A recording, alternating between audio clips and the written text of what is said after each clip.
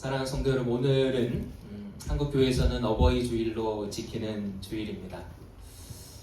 오늘 이 예배 가운데 하나님께서 우리 모두의 마음을 부드럽게 만져주시고 특별히 우리에게 허락하신 부모님을 향한 하나님 아버지의 뜻과 또 부모님께서 우리들에게 보여주신 사랑과 은혜, 또 부모님의 마음속에 담긴 하나님 아버지의 마음을 함께 깨닫고 바라보는 시간이 되었으면 좋겠습니다. 어버이 주일이 되면 우리는 우리 마음속에 참 여러 가지 감정이 찾아오는 것 같습니다. 아직 부모님이 곁에 계셔서 감사한 분들도 있을 테고, 벌써 부모님을 하나님 품으로 보내드린 분들에게는 이 어버이 주일이 되면 부모님의 그 모습이 떠오르고 그리워지는 분들도 있을 것입니다. 부모님과 좋은 기억이 많은 분들도 있겠지만 어떤 분들에게는 부모라는 이름이, 부모님의 기억이 감사보다 아픔과 상처가 먼저 떠오르는 그런 분들도 아마 있을 것입니다. 그런데 여러분, 우리가 어떤 부모님과 함께 살아왔던 우리는 부모님으로부터 참 소중하고 귀한 사랑을 받았습니다. 우리가 그 사랑을 받았을 때는 잘 알지 못했고 깨닫지 못했지만, 그리고 그 사랑을, 그 은혜를 너무나 당연하게 여겼지만, 우리가 점점 시간이 지나고 우리가 어른이 되고 우리가 부모가 되면서 우리가 받았던 그 사랑과 은혜가 얼마나 소중하고 귀한 것인지, 그 은혜가 우리에게 주어지기까지 얼마나 많은 수고와 헌신이 있었는지를 우리는 조금씩 배워가는 것 같습니다. 부모님의 사랑은 그냥 우리에게 주어진 것이 아니라 수많은 희생과 눈물과 인내 속에서 우리에게 주어진 사랑이었습니다. 그런데 성경은 이 부모의 사랑을 단순한 인간적 감정으로만 바라보지 않습니다. 부모의 사랑 안에는 하나님의 마음이 담겨 있습니다. 물론 부모가 하나님은 아닙니다. 인간의 부모들은 연약하고 부족하고 실수도 합니다. 때로는 그래서 자녀들에게 상처도 주고요, 자녀들을 온전히 이해하지 못할 때도 있습니다. 그럼에도 불구하고 하나님은 부모라는 관계를 통해 우리가 하나님의 마음과 하나님의 사랑을 조금이나마 배우고 공부받게 하셨습니다. 오늘 본문은 십계명의 5번째 계명입니다. 내 부모를 공경하라. 잘 아시는 것처럼 십계명은 2개의 돌판에 기록된 하나님의 명령입니다. 1계명부터 4계명까지는 하나님과의 관계에 대한 계명이고, 5계명부터 10계명까지는 사람과 사람 사이에서 우리가 지켜야 할 하나님의 계명이죠. 그런데 사람의 관계를 다루는 계명 중에 가장 먼저 하나님께서 주신 말씀이 바로 오늘 본문의 말씀입니다. 내 부모를 공경하라는 이 말씀입니다. 하나님께서 인간과의 관계에 있어서 첫 번째로 부모 공경을 말씀하신 것은 그만큼 부모를 공경하는 것이 중요하고 막중한 하나님의 뜻이기 때문일 것입니다. 우리는 부모와의 관계를 통해서 사랑을 가장 먼저 배우고요, 신뢰를 배우게 됩니다. 또 순종과 용서를 경험하고, 또 한없이 주어지는 그 따뜻한 사랑과 은혜를 경험하기도 합니다. 그래서 부모를 공경하는 것은 단순한 어떤 도덕이나 예의, 예절의 문제가 아니라 하나님의 뜻을 따르는 길이다라는 것을 우리는 말씀을 통해서 기억해야 할 것입니다.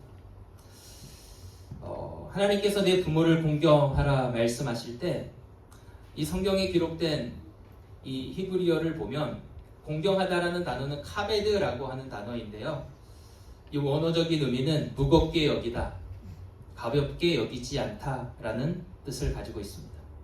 그러니까 부모를 공경한다라는 것은 부모님의 존재를 가볍게 여기지 않는 것입니다.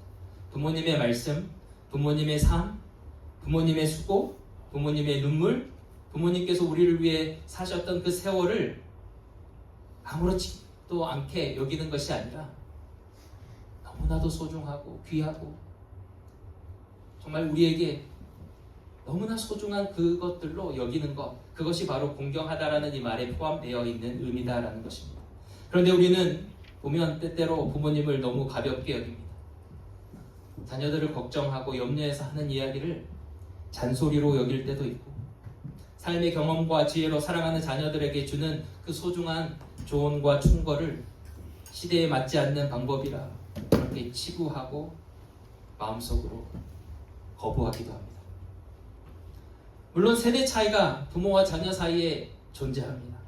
부모님이 말하는 것이, 우리에게 이야기하고 요구하는 것이 다 맞지 않을 수도 있습니다. 부모님들이 이 빠른 시대의 변화를 다 이해하지 못하고 우리에게 때로는 조금 합리적이지 않는 것들을 우리에게 요구할 수도 있습니다. 하지만 우리는 그 부모님의 말씀 가운데 담긴 우리를 향한 사랑, 우리를 위한 헌신, 그 마음들을 읽어낼 수 있어야 된다는 것이죠. 때로는 표현이 서툴 수 있고 그 사랑을 표현하는 방식이 투박할 수도 있습니다. 하지만 그 말 속에 담긴 그 사랑을 가볍게 여겨서는 안 된다라는 것입니다.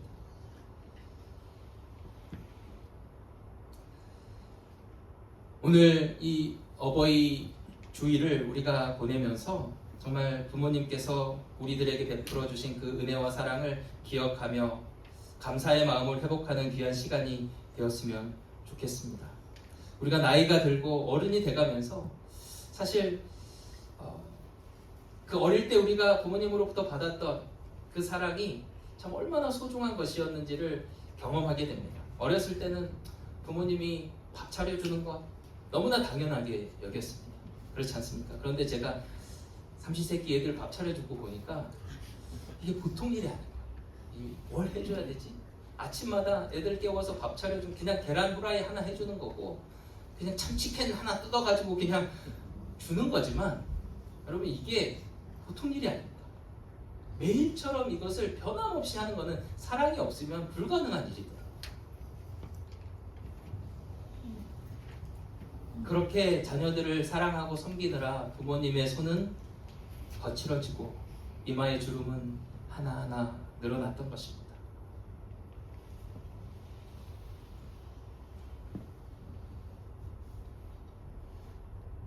한평생 우리를 위해 사셨고 지금도 연로하신 몸과 마음으로 어떻게 하면 자녀에게 작은 도움이라도 줄 수 있을까 고민하시는 그 부모님의 마음을 헤아려 우리의 마음을 담아 감사의 마음을 표현할 수 있기를 바랍니다. 사랑과 감사를 표현하는데 여러분 인색하지 않으셨으면 좋겠습니다.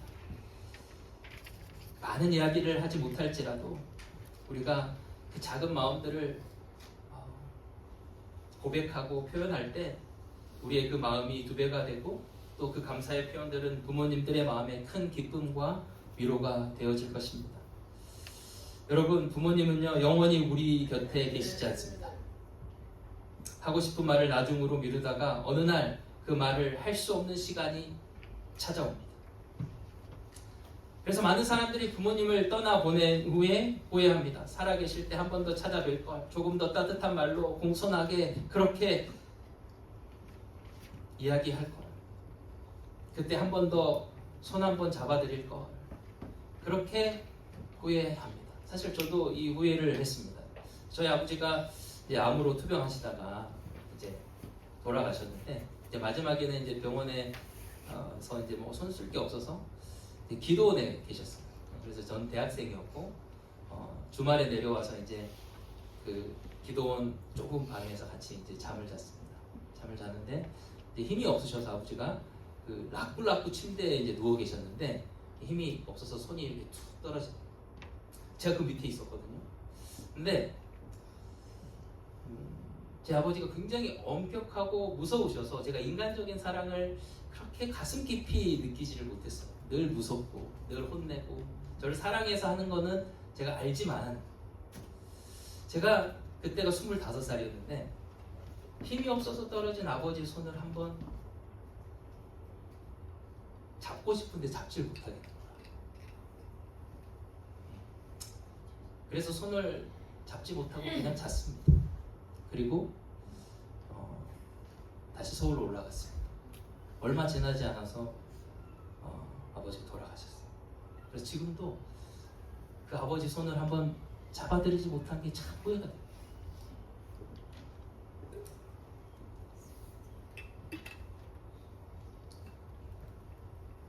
우리에게 기회와 시간이 주어졌을 때 여러분, 사랑하는 부모님에게 정말 작은 따뜻한 말, 손길 아끼지 말고 실천할 수 있기를 바랍니다. 사실 모든 부모와 자녀의 관계가 그렇게 아름답기만 한 것은 아닙니다. 어떤 분들에게 정말 부모라는 이름은 감사보다 상처를 먼저 떠올리게 할 수 있습니다. 부모에게 받은 아픔 때문에 참 힘든 시간을 보내신 분들도 있을 거예요. 그런데 여러분, 하나님께서 우리에게 내 부모를 공경하라고 말씀하실 때 그것은 모든 상처를 없었던 것처럼 그렇게 여기라는 뜻이 아닙니다. 학대와 폭력을 정당화하라는 뜻도 아닙니다. 잘못된 관계를 그냥 부모 공경이라는 이름으로 참으라고 요구하는 것도 아니에요. 사실 성경이 말하는 이 부모 공경은 미움과 저주, 상처와 아픔의 자리에 계속 머물러 있지 말고 하나님의 마음으로 부모님을 새롭게 바라보라는 부르심이에요. 부모가 연약하고 부족했을지라도, 부모가 완전하지 않았을지라도 하나님 앞에서 그분의 존재를 가볍게 여기지 않고 우리에게 생명을 있게 해주신 그 사랑과 나를 존재하게 해주신 그 은혜만으로도 그 부모를 귀하게 여기라는 겁니다. 그리고 멀어지고 깨어진 관계 안에서 내가 먼저 그 사랑과 은혜를 받았으니 비록 상처가 있을지라도 먼저 다가가고 단절된 대화를 회복하기 위해서 우리가 노력해야 된다라는 것입니다. 그것이 바로 하나님 아버지의 뜻에 순종하는 길이기 때문에 연약한 육신의 부모를 품고 사랑하고 존중하고 존경하는 것, 우리의 삶 가운데 구체적으로 우리가 실천하고 순종해야 되는 하나님의 명령인 것입니다. 제 아버지에 대한 얘기를 제가 했지만 사실 그 엄격한 아버지를 제가 제 마음속에 품고 다시 사랑하게 되기까지는 시간이 걸렸습니다. 늘 아빠만 생각하면 무섭고 두려운 그런 마음들이 있어서 어른이 돼서도 사실 전화를 많이 드리지 못했어요. 전화해도 그냥 안부만 묻고 그냥 바로 끊고 그랬던 기억이 납니다. 사실 아버지가 무서워서 제가 거역하거나 반항했던 기억은 거의 없습니다. 제가 유일하게 반항했던 것은 대학생 때 염색 한번 한 거였어요.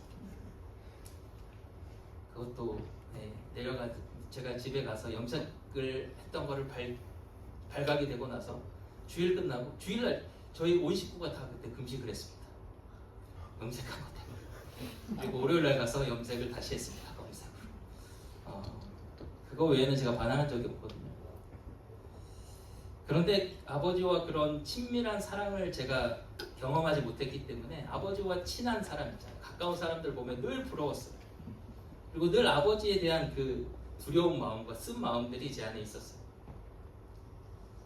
그런데 제가 하나님을 깊이 만나고 하나님을 인격적으로 경험하면서 제 마음속에 있었던 그 아버지를 향한 쓴 마음들, 제가 사랑받지 못했다고 느꼈던, 그래서 제 안에 생겨났던 상처들이 조금씩 치유되기 시작했습니다. 어느 순간 아버지를 이해하고자 하는 마음이 생겨났습니다. 사실 저희 아버지도 어릴 때, 아주 3살 때 아버지를 잃고 아버지의 사랑을 제대로 받아보지 못한 채 자라나셨습니다. 그 사실을 제가 뒤늦게 알게 됐는데, 그러니까 아들에게 어떻게 사랑을 표현해야 하는지 몰랐던 거예요. 사랑하지 않아서가 아니라 표현하는 법을 몰랐던 겁니다. 늘 무섭고 엄격하게만 할 수밖에 없었던 거예요.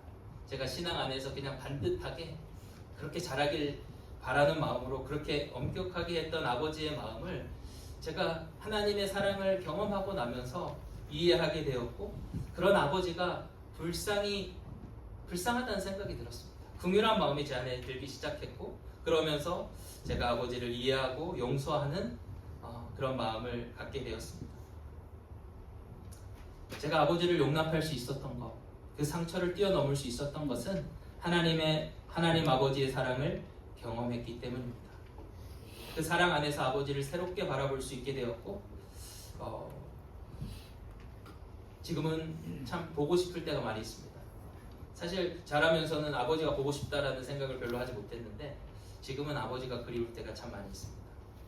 사랑하는 성도 여러분, 하나님께서 내 부모를 공경하라고 말씀하실 때 우리가 가진 아픔과 상처를 모르고 그냥 하시는 무거운 명령이 아닙니다. 하나님은 우리의 가정사를 아십니다. 우리의 상처와 눈물을 아십니다. 그리고 하나님께서는 우리가 그러한 쓰라리고 아픈 기억에 묶여 있기를 원치 않으십니다. 하나님의 사랑 안에서 치유받고 자유함을 얻고 부모를 향한 마음을 회복하기를 원하십니다. 그 마음으로 부모를 공경하기를 원하시는 겁니다. 에베소서 6장 1절부터 3절은 이렇게 말씀합니다. 자녀들아, 주 안에서 너희 부모에게 순종하라. 이것이 옳으니라. 내 아버지와 어머니를 공경하라. 이것은 약속 있는 첫 계명이니 이로써 내가 잘되고 땅에서 장수하리라. 이 십계명과 조금 다르게 이 계명을 사도 바울이 풀어서 다시 한번 이 부모 공경에 대한 말씀을 교훈을 주는데, 이 에베소서 말씀에 추가되는 게 뭐냐면 주 안에서라는 대목입니다. 무조건 부모님의 모든 요구를 따르라는 말씀이 아닙니다. 주님의 뜻 안에서 순종하라는 겁니다. 주님의 마음으로 주님께 순종하듯 부모님을 공경하라는 것입니다.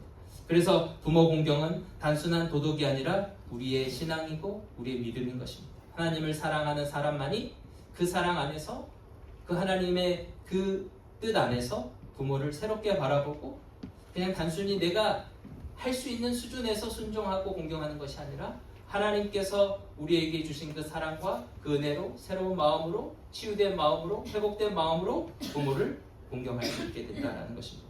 이렇게 우리가 이 계명에 순종하여 부모님을 공경하면 이 말씀이 우리에게 주신 약속이 있습니다. 내가 잘되고 땅에서 장수하게 될 것이다 라는 것입니다. 하나님께서는 우리의 삶이 잘되고 우리 생명이 이 땅에서 길기를 원하십니다. 축복의 삶을 누리기를 원하십니다. 그런데 그 축복의 삶을 우리에게 약속하시면서 우리가 부모를 공경하는 이 삶과 그 우리의 생명을, 그 축복을 연결해 놓았습니다. 그래서 우리가 부모를 순종하고 하나님 말씀에 순종함으로 이 부모님을 공경하며 살아갈 때 하나님께서 이 복을 우리의 삶 가운데, 우리의 가정 가운데 부어주신다라는 사실입니다. 그런데 여러분, 왜 부모의 사랑이 그렇게 해도 특별할까? 왜 성경은 부모 공경을 인간관계의 첫 번째 계명으로 우리에게 주고 있는 것일까? 이유는 말씀드린 것처럼 부모의 사랑 안에 하나님 아버지의 사랑과 마음이 담겨 있기 때문입니다. 하나님께서는 사람을 창조하실 때 하나님의 모양과 형상을 가진, 즉 하나님을 닮은 하나님의 자녀로 우리를 창조하셨습니다. 인간은 처음부터 사랑의 결과로 지어졌고 사랑을 위해 창조되었습니다. 하나님께서 인간을 만드신 이유와 목적은 단지 뭔가 하나님께서 창조하신 이 세상을 관리하고 뭔가 다스리게 하기 위해서가 아니었습니다. 하나님께서는 인간을 창조하신 이유가 그 인간과 사랑의 교제를, 인격적이고 친밀한 그 교제를 나누기 위해서 사람을 지으셨어요. 그것을 어떻게 알 수 있습니까? 에덴 동산에서 하나님께서 계속해서 찾아오셨어요. 심지어 범죄한 그 상황에서도 하나님께서는 아담의 이름을 부르시며 찾아오셨어요. 그 말은 그 이전에도 아담과 하와는요, 동산에서 하나님께서 동산에 거니시고 하나님과 함께 동행하고 교제하는 삶이 그 가운데 있었다라는 것이죠. 그런데 인간이 범죄함으로 인해 그 관계가, 그 교제가 깨어졌습니다. 하나님의 자녀였던 인간은 죄의 종이 되었고 하나님과 멀어져 버렸습니다. 하지만 하나님은 그의 사랑하는 자녀들을 버릴 수 없으셨습니다. 포기할 수 없었습니다. 이 세상에는 포기가 되는 것이 있고 절대 포기가 되지 않는 것이 있습니다. 어떤 것은 잃어버리면 아쉽지만 괜찮아, 체념하고 포기가 되는 게 있습니다.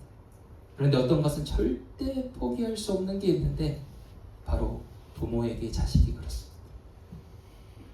자녀가 아무리 속을 썩이고 아무리 나쁜 짓을 하고 아무리 부려막심해도 부모는 자녀를 포기할 수 없습니다. 자녀가 아프면 내 몸이 아픈 것보다 더 마음이 아프고요. 자녀가 속을 썩여도 그 자녀는 우리의 가슴 속에 늘, 우리의 기억 속에, 부모의 기억 속에 있습니다. 건강해도 아파도 늘 우리의 마음속에 자녀들은 떠나지가 않습니다. 부모에게 자식은 결코 지울 수 없고 사라질 수 없는 존재이기 때문에 그렇습니다. 아주 오래전에 남자의 자격이라는 TV 프로그램에서 청춘 합창단을 모집하기 위해서 오디션을 본 그런 프로가 있었습니다. 제가 그때 참 감동 깊게 봤던 한 장면이 있는데 우리 함께 보고 계속 말씀 이어가겠습니다. 저는 강남구 일원동에서 온 정재선이라고 합니다. 네, 반갑습니다. 네, 저는 이 청춘 합창단에 꼭 되고 싶은 것 15년 전에 제 아들이 먼저 세상을 떠났습니다.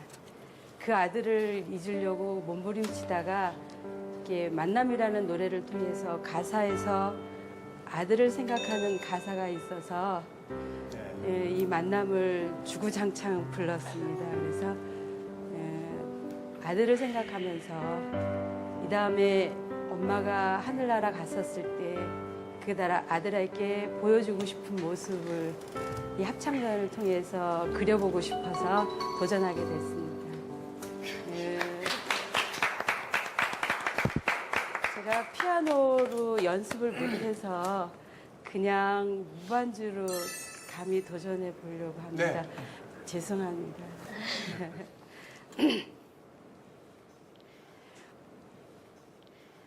우리 만남은 우연이 아니야. 그것은 우리의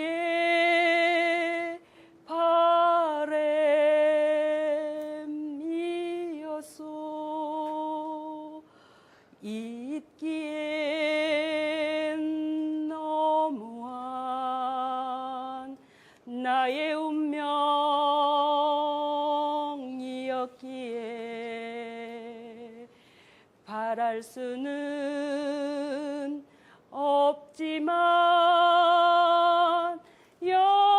영원을 태우리.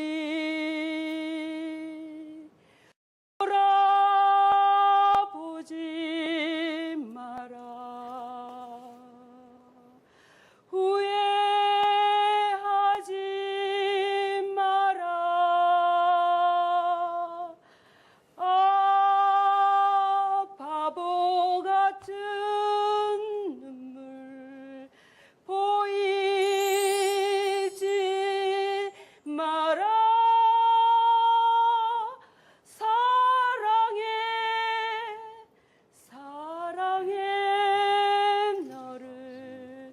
너를 사랑해.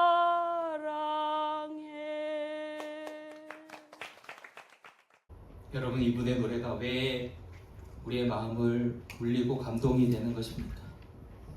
노래 실력이 대단하고 완벽해서가 아니었습니다.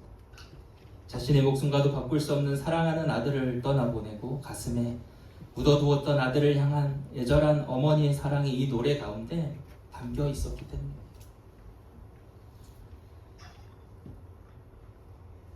노래 실력이 뛰어나거나 멜로디가 감동적이어서가 아니라 반주도 없이 부르는데 그 노래 안에 아들을 향한 어머니의 잊을 수 없는 사랑이 우리의 마음을 울리고 감동을 주는 것이었습니다.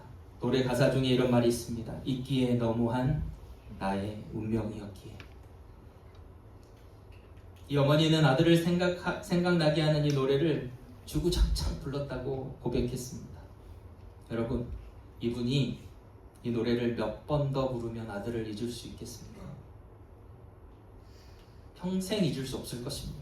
자식은 잊으려고 해도 잊혀지는 존재가 아니기 때문입니다. 가슴에서 지우려고 해도 지워지는 존재가 아닙니다. 사람들은 누구를 떠나보내면 이렇게 이야기합니다. 산 사람은 살아야지. 시간이 지나면 다 잊혀져. 물론 시간이 지나면 일상은 다시 흘러갑니다. 그러나 부모에게 자식은 그렇게 쉽게 잊혀지는 존재가 아닙니다. 부모의 가슴 속에 가장 깊은 곳에 새겨진 존재들이기 때문입니다. 잊을 수 없고 버릴 수 없고 지울 수 없는 존재가 바로 자녀들입니다. 그런데 여러분, 그 사실을 아십니까? 하나님께 저와 여러분이 그런 자녀라는 사실 말입니다. 우리가 하나님을 떠나 멀리 있으면 하나님은 그 자리에서 우리를 잊고 계시는 분이 아닙니다. 우리가 멀리 있으면 있는 그대로 하나님의 마음은 우리를 향해 있습니다. 우리가 아프면 하나님의 마음이 아프고 우리가 힘들면 하나님의 마음이 힘듭니다. 여러분, 하나님께서 왜 하나밖에 없는 독생자 예수님을 이 땅에 보내셨을까요? 왜 하나님의 아들이 그 비참한 십자가 위에서 그렇게 죽으셔야만 했던 것일까? 죄로 인해 만신창이가 되고 깨어진 모습이지만 하나님께서 여전히 우리를 사랑하셨기 때문입니다. 잊을 수 없고 포기할 수 없었기 때문입니다. 여러분, 우리가 가진 예수 그리스도의 복음은 바로 우리를 향한 하나님 아버지의 러브 스토리인 것입니다. 요한복음 1장 12절은 이렇게 이야기합니다. 영접하는 자 곧 그 이름을 믿는 자들에게 하나님의 자녀가 되는 권세를 주셨습니다. 여러분, 예수님을 믿는다는 것은 단순히 기독교라는 종교를 선택하는 것이 아닙니다. 교회에 등록해서 매주 예배에 참석하는 것만을 의미하지 않습니다. 예수님을 믿는다는 것은요, 잃어버렸던 자녀가 하나님 아버지께로 돌아와 그분의 품에 안기는 것을 의미합니다. 죄로 인해 끊어졌던 아버지와의 그 관계가 회복되는 것을 의미합니다. 여러분, 자식이 부모에게 할 수 있는 가장 가슴 아픈 말이 무엇인 줄 아십니까? 여러 가지 문제와 어려움 앞에서 또 부모에게 실망한 자녀가 부모에게 엄마 진짜 나 사랑하는 거 맞아? 아빠 진짜 나 사랑하기는 해? 이 말이 사실은 부모의 마음을 가장 아프게 하는 말이 아닐까 생각합니다. 그런데 우리는 때때로 힘들고 어려우면 하나님께 너무나 쉽게 그렇게 이야기합니다. 마음에 그렇게 생각합니다. 하나님 정말로 저 사랑하시는 거 맞습니까? 하나님 정말 저와 함께 하시는 게 맞습니까? 하나님 살아계시는 거 맞아요? 이렇게 우리가 하나님의 사랑을 신뢰하지 못하고 의심할 때 그것은 하나님의 마음에 큰 아픔과 상처가 되어지는 것입니다. 그런데 놀라운 것은 하나님은 그런 우리의 연약한 모습, 믿음 없는 모습에도 불구하고 우리를 여전히 사랑하신다는, 변함없는 사랑으로 우리를 붙드시고 계신다라는 사실, 여러분 기억했으면 좋겠습니다. 이사야 49장 15절에서 하나님께서 이렇게 말씀하십니다. 여인이 어찌 그 젖 먹는 자식을 잊겠으며 자기 태에서 난 아들을 긍휼히 여기지 않겠느냐? 그들은 혹시 잊을지라도 나는 너를 잊지 아니할 것이다. 하나님께서는 어머니의 사랑을 예로 드십니다. 젖먹이 아이를 품은 어머니가 그 아이를 잊을 수 있겠느냐라고 물으시며 혹시 그런 일이 있다 할지라도 나는 너를 잊지 않겠다 라고 말씀하십니다. 이 땅에서 가장 깊고 강한 인간의 사랑인 부모의 사랑도 어머니의 사랑도 하나님의 사랑과 비교할 수 없다라는 것입니다.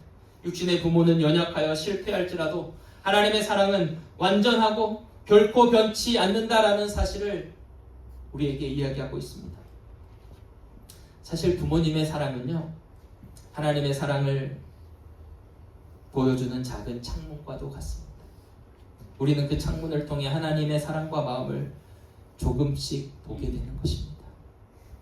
부모가 자녀를 포기하지 않는 마음, 자녀가 돌아오기를 기다리는 마음, 자녀가 잘 되기를 바라는 마음, 자녀의 아픔을 자기 아픔처럼 느끼는 그 마음, 그 안에 우리를 향한 하나님의 사랑과 마음이 담겨 있는 것. 누가복음 15장에 보면 유명한 탕자의 이야기가 나옵니다. 작은 아들이 어느 날 아버지께 가서 자신에게 돌아올 유산을 달라고 요구합니다. 사실 유산은 부모님이 평생 가족을 위해 자식들을 위해 수고하고 땀 흘려 일했던 헌신과 노력의 결과이고 열매입니다. 그런데 죽으면서 그 한평생 일에서 얻은 그 자신의 재산을 아무런 조건 없이 자식들에게 그저 기꺼이 메어주는 게 유산이죠. 부모의 사랑이죠. 그래서 유산은 반드시 부모의 죽음 이후에 주어지는 것이 정상이고 상식적인 거예요. 아무리 돈이 필요해도 부모가 살아계시는데 유산이라는 단어를 꺼내서는 안 되는 것 아닙니까? 그런데 이 작은 아들은 아주 당당하게 자신의 몫을 달라고 요구합니다. 이 행동 안에는 엄청난 불효와 패륜적인 태도가 담겨 있습니다. 이 아들에게 아버지는 아무런 의미도 없어 보입니다. 그저 자신에게 곧 주어질 유산, 돈에만 관심이 있습니다. 이야기에 기록되어 있지는 않지만 살아계신 아버지께 유산을 요구하는 행동은 아버지의 죽음을 기다리고 바랬던 사악한 그 마음이 이 아들의 행동 안에 포함되어 있는 거예요. 여러분, 이런 자식은 율법에 따르면 어떻게 해야 되는 줄 아십니까? 신명기 21장 18절 이하를 보면 그 패역한 아들을 어떻게 처리하라고 하나님 구체적으로 말씀하셨거든요. 부모에게 거역하고 불순종하고 패역한 자식들, 성읍의 장로들에게 가서 그 사실을 낱낱이 고하고, 그러면 그 이야기를 들은 성읍 사람들이 돌을 들어서 이 아들을 쳐 죽여야 했습니다. 그런데 이상하게도 이 아버지는요, 그렇게 하지 않습니다. 아들이 왜 유산을 요구하는지조차, 이유조차 묻지 않고, 내가 이렇게 시퍼렇게 살았는데 무슨 유산, 그냥 몽둥이로 그냥 귓방맹이를 그냥 후드려야 되는데, 아무런 책망도 이유도 묻지 않고 그냥 아들에게 줄 걸 재산을 떼어서 줘버립니다. 그런데 이 작은 아들놈이 어떻게 합니까? 아버지의 마음 전혀 헤아리지 않고 그거 받은 거 살림 받아서 다 팔아서 돈으로 환전해가지고 그냥 외국으로 나가버립니다. 그렇게 아버지 유산 가지고 나갔으면 잘 살아야 될 텐데 그 유산 허랑방탕하게 다 써버립니다. 그리고 결국 거짓 신세가 되어버리죠. 때마침 그 나라의 흉년까지 들어서 이 아들이 어떻게든 살아보려고 돼지 치는 일을 하게 됩니다.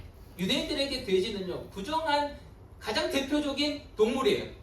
그러니까 이 아들이요, 이 돼지를 치게 됐다라는 것은 아버지를 떠난 이 아들의 운명이 얼마나 비참한지를 보여주는 것이죠. 그런데 그곳에서 돼지를 치면서 돼지가 먹을 쥐염 열매를 먹으려고 하는데 그것조차도 허락되어지지 않아요. 그러니까 곧 죽을 지경에 이르게 된 겁니다. 여러분, 우리가 하나님을 떠나게 되면요, 그래서 하나님 우리에게 뭔가 주신 것들을 가지고 이 세상에서 그냥 잘 먹고 잘 살고 뭔가 잘하는 것 같지만 그 결국 종착역은 어딘 줄 아십니까? 이 아들이 이르는 그곳이에요. 죽음의 자리, 저주의 자리, 비참한 자리. 그런데 그 자리에서 이 아들이 아버지를 생각합니다. 내 아버지 집에는 양식이 풍족한 품꾼이 얼마나 많은가. 나는 하지만 여기서 주려 죽는구나. 그리고 자신이 아버지께 저지른 죄를 깨닫고 아버지께로 돌아가기로 결심합니다. 그래도 양심은 있었는지 아버지 아들로 받아들여질 것은 기대하지 않고 품꾼의 하나라도 받아들여지기를 바라고 아버지의 집을 향해 발걸음을 내딛습니다. 그렇게 집으로 돌아가는 둘째 아들의 모습을 상상해 보십시오. 아마도 집으로 돌아가는 길에 아버지를 만나면 어떻게 사죄를 하고 어떻게 내가 마음먹은 이 이야기를 할지 수십 번 수백 번 되뇌이지 않았겠습니까? 어쩌면 아버지를 향한 죄책감과 볼 면목이 없어서 가던 걸음을 멈추고 발걸음을 돌리기도 여러 번 했을지 모르겠습니다. 하지만 이 아들은 결국 아버지의 집이 멀리에서 보이는 그곳까지 이르게 됩니다. 그런데 바로 그곳에 있는 아들을 멀리서 아버지가 단번에 알아보고 뛰기 시작합니다. 그리고 그 더럽고 냄새나는 거지 같은 아들, 자신을 배신하고 죽어 마땅했던 그 아들의 목을 안고 그 아들의 입을 맞춥니다. 가장 좋은 옷을 입히고 손에 가락지를 끼우고 발에 신을 신기고 잔치를 엽니다. 여러분, 이 이야기는 실제 있었던 이야기가 아니라 예수님께서 비유로 하나님 아버지의 마음을 우리에게 보여주시는 거예요. 우리는 첫째 아들입니까? 둘째 아들입니까?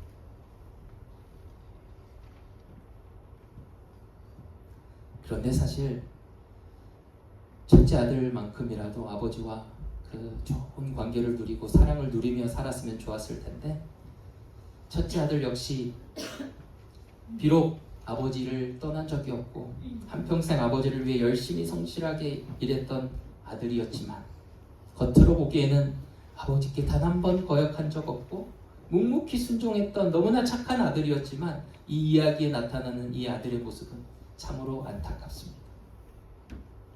그는 아버지의 사랑과 은혜를 온전히 누리지 못했습니다. 그저 아버지의 일을 맡아서 하는 종처럼 살았어요.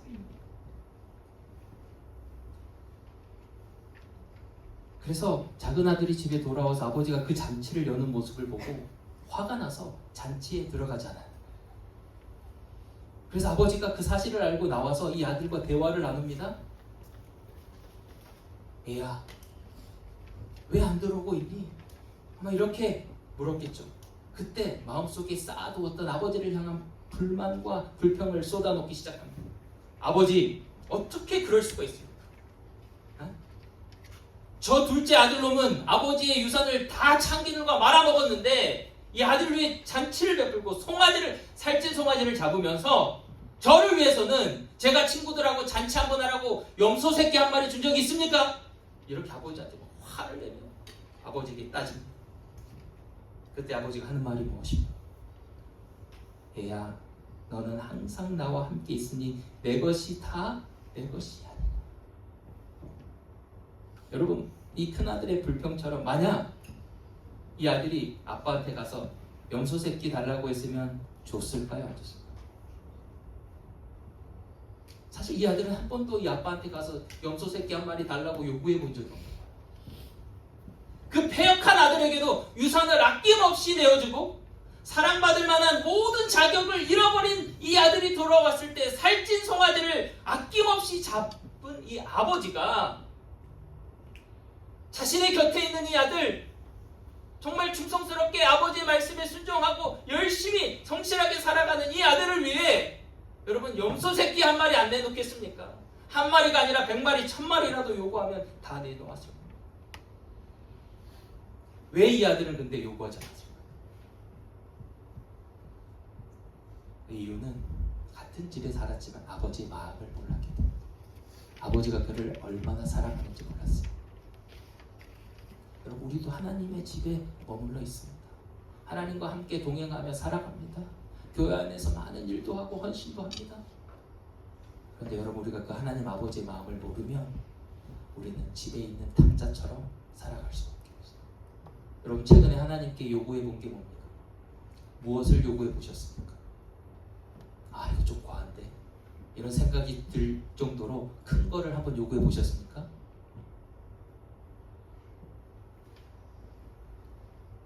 아들이면 요구할 수 있습니다. 나와 하나님의 관계가 진짜 아버지와 아들의 관계로 맺어져 있으면 우리는 요구할 수 있고 기도할 수 있습니다. 여러분, 우리가 기도하지 못하는 것은요, 믿음이 작기 때문도 아니고 기도할 시간이 없기 때문도 아니고 아버지와 나와의 관계가 아직 그만큼 깊고 친밀하지 못하기 때문에, 아직 아버지의 마음을 우리가 온전히 깨닫지 못했기 때문입니다. 말씀을 정리하겠습니다. 오늘 어버이 주일에 우리는 두 가지를 마음에 새겨야 합니다. 첫째, 자녀된 우리는 부모님을 공경해야 합니다. 공경은 마음으로만 하는 것이 아니라 말로 표현하고 행동으로 드러나야 합니다. 부모님께 시간을 내어드립시오. 부모님의 이야기를 들어주십시오. 부모님이 지금 어떤 마음인지, 무엇을 필요로 하시는지 깨달아야 합니다.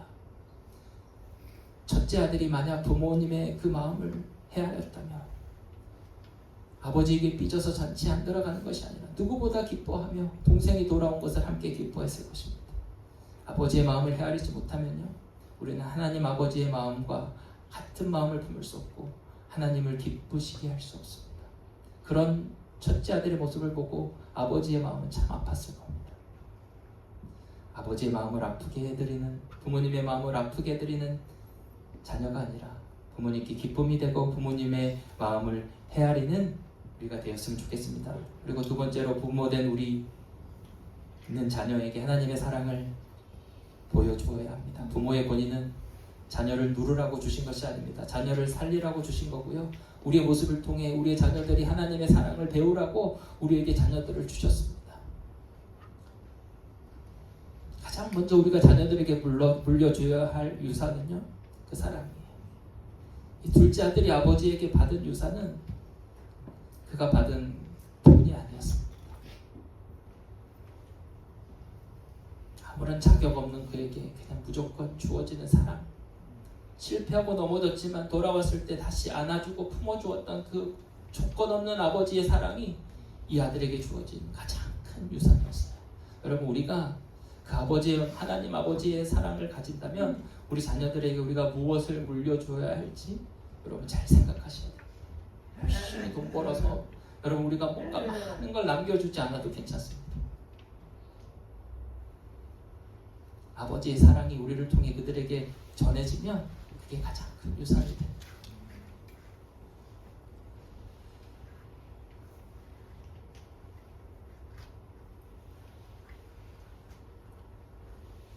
사랑하는 성도 여러분, 오늘 우리는 부모님의 사랑을 기억하며 감사하는 시간을 갖기를 원합니다. 하지만 거기에서 멈추면 안 되고 부모님의 사랑을 통해 하나님 아버지의 사랑을 더 깊이 바라보아야 합니다. 부모님의 사랑이 아무리 커도 하나님의 사랑은 더 크고 완전합니다. 부모님의 희생이 아무리 깊어도 예수 그리스도의 십자가 사랑은 더 크고 놀라운 희생입니다. 부모가 자녀를 위해 자신을 희생하듯이, 아니 그보다 더 깊고 완전한 사랑으로 하나님께서 우리를 위해 예수님을 내어주셨습니다. 우리는 하나님의 마음을 십자가에서 발견하게 됩니다. 십자가는 하나님께서 우리를 얼마나 사랑하시는지를 보여주는 가장 분명하고 확실한 증거이기 때문에 그렇습니다. 여러분, 요즘 어떤 상황 가운데 있습니까? 절망스럽고 낙망스럽고 힘들고 어려운 일들이 여러분 앞에 놓여 있습니까? 그래서 믿음에서 떠나고 하나님과의 관계가 멀어지고 깨어진 분들 계십니까? 우리가 하나님을 잊었을지라도 하나님은 단 한순간도 우리를 잊어본 적이 없으십니다. 하나님은 우리를 하나님의 손바닥에 새기신 것처럼 우리를 기억하십니다. 하나님의 가슴에 품고 우리를 위해 변함없는 사랑을 우리에게 부어주십니다. 혹시 아직 예수님을 영접하지 못하고 그분과 인격적인 관계를 맺지 못한 분이 있다면 이 시간 하나님께 마음을 열고 하나님, 저도 아버지와 그 사랑의 관계를 맺고 싶습니다. 그렇게 고백하시기를 바랍니다. 예수님을 믿는 것은 잃어버린 자녀가 아버지께 돌아오는 것입니다. 하나님은 우리가 하나님의 자녀로 회복되어져 그 사랑과 은혜를 누리며 살아가기를 원합니다. 오늘 이 예배를 통해 우리에게 허락하신 육신의 부모님을 향한 사랑과 감사의 마음을 회복하고 무엇보다도 우리의 영원한 아버지 되신 하나님과의 관계가 더 깊어지고 회복되어 그 사랑으로 우리의 자녀들을 사랑하고 우리에게 허락하신 가정을 아름답게 믿음으로 세워나가는 저와 여러분 되어지기를 간절히 소망합니다. 이 시간 우리 찬양 한 곡 부르고 함께 기도했으면 좋겠습니다. 우리를 하나님의 사랑받는 자녀로 지으시고 우리에게 한량없는 은혜를 베풀어 주신 하나님 아버지의 사랑과 은혜를 기억하면서 또 우리에게 허락하신 육신의 부모님을 기억하면서 그 사랑에 감사하는 마음으로 함께 이 찬양 고백하도록 하겠습니다.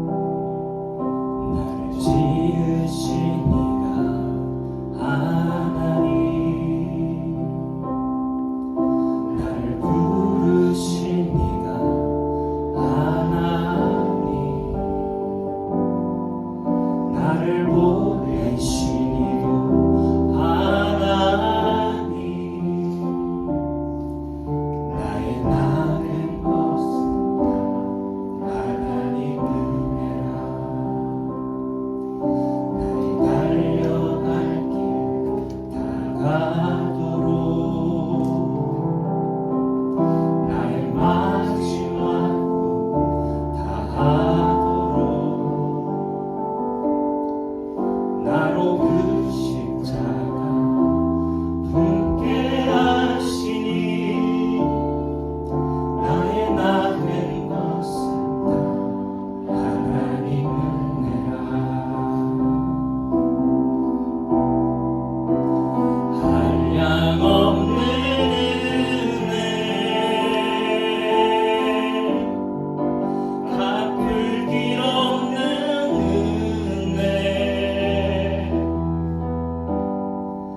내 삶을 애워 사는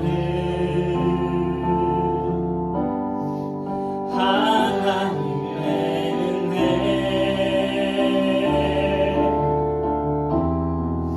나 주저함 없이 그 땅을 밟은 곳 나를 붙드시는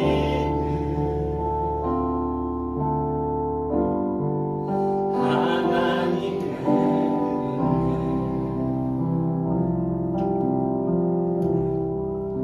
오늘 말씀을 통해 우리는 부모님의 사랑 안에 담긴 하나님 아버지의 마음을 함께 묵상했습니다.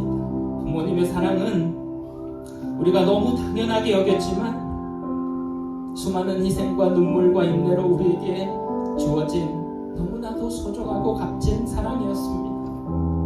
그리고 그 사랑을 통해 우리는 우리를 잊지 않으시고 포기하지 않으시는 하나님 아버지의 사랑을 만나게 됩니다.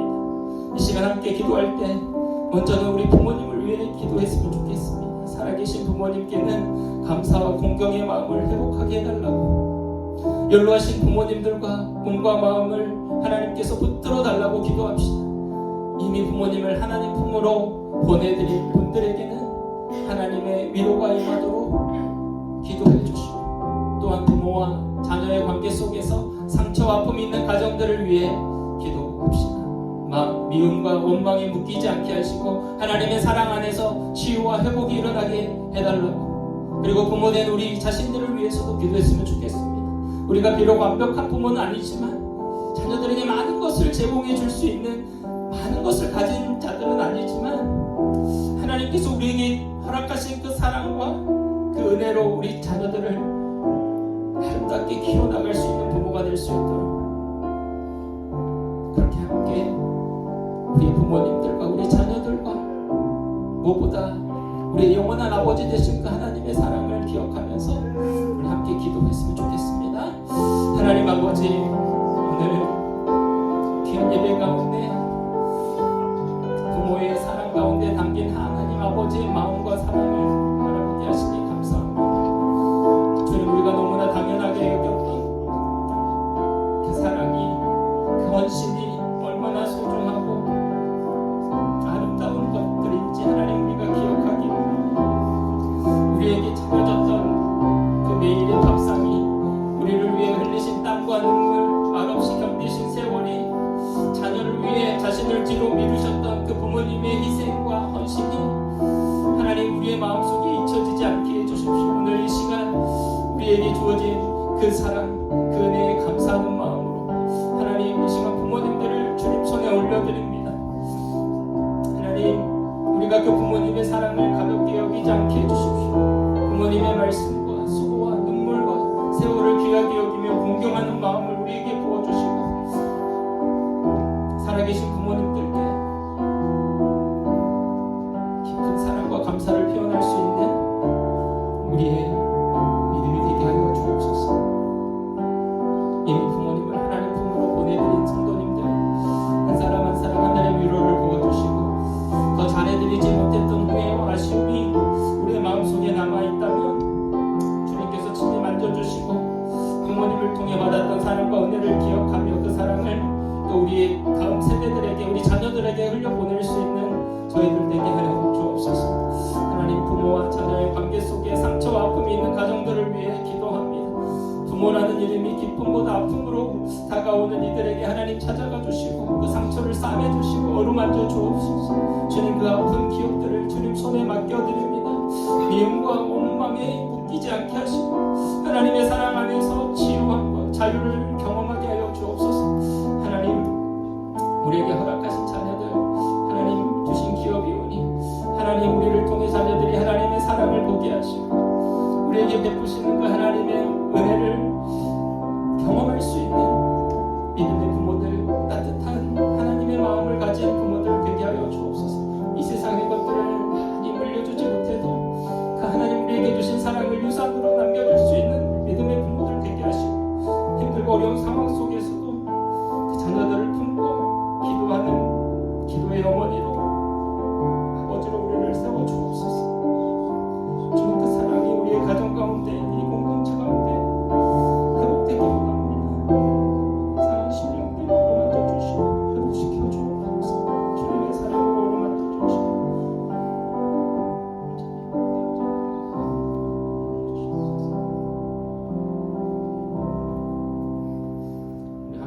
기도할 때 특별히 이미와 사모님의 치유와 회복을 위해 기도하기 원합니다.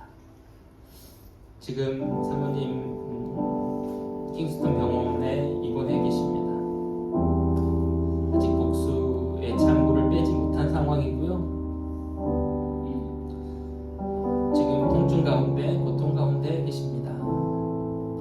속히 통증이 사라지고 필요한 검사와 치료가 적절하게, 빠르게, 정확하게 잘 이루어질 수 있도록 기도해 주십시오. 무엇보다 치유하시고 회복하시는 하나님의 능력으로 하나님 사모님의 몸과 마음을 붙들어 주시고 마음 가운데 두려움이 아니라 그 하나님의 사랑이 기대어 힘든 시간들을 잘 이겨낼 수 있도록, 또한 이병관 목사님 한국에 계시는데 이 상황 가운데 함께하지 못하는 그 마음 가운데 하나님 위로하시고 또 염려와 두려움 대신 하나님의 평안을 부어달라고 또 목사님의 자녀들과 가정을 위해서 기도했으면 좋겠습니다. 함께 기도하겠습니다. 하나님 아버지, 이 시간 사랑하는 우리 사모님 주님 손에 올려드립니다. 지금 복수가 차고 심한 고통 가운데 병원에 입원해 있습니다. 하나님 사랑하는 딸을 불쌍히 여겨주시고 연약하고 병든 헌물을 주님 힘든 손으로 친히 어루만져 주옵소서. 그 몸 가운데 있는 통증이 속히 사라지게 하시고 배찬 박수와 몸의 모든 연약한 부분들이 하나님 어루만지시고 치유하시는 하나님의 능력으로 다시 한번 일어나고 회복되어지게 하여 주옵소서.